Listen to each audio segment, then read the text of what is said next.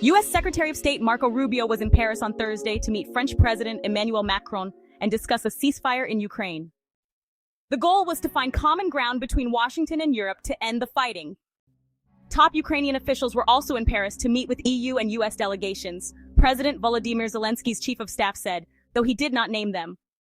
Rubio, along with Keith Kellogg, U.S. President Donald Trump's special envoy to Ukraine, arrived in Paris.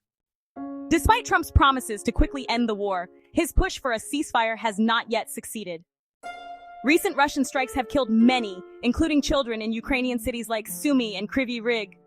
These attacks highlight the heavy toll of the war despite ongoing diplomatic efforts. On Wednesday night, a Russian drone attack on Dnipro killed 3 people, including a young girl, officials said.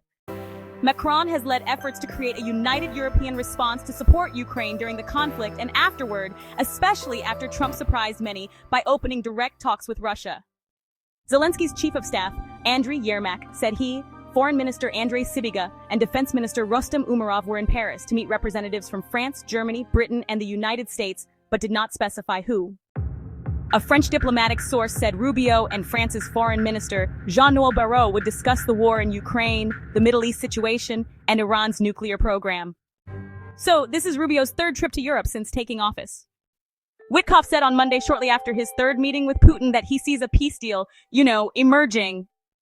The Paris talks follow recent U.S.-Iran discussions on Tehran's nuclear program held in Oman on Saturday, with another round planned for April 19th in Rome, Italy.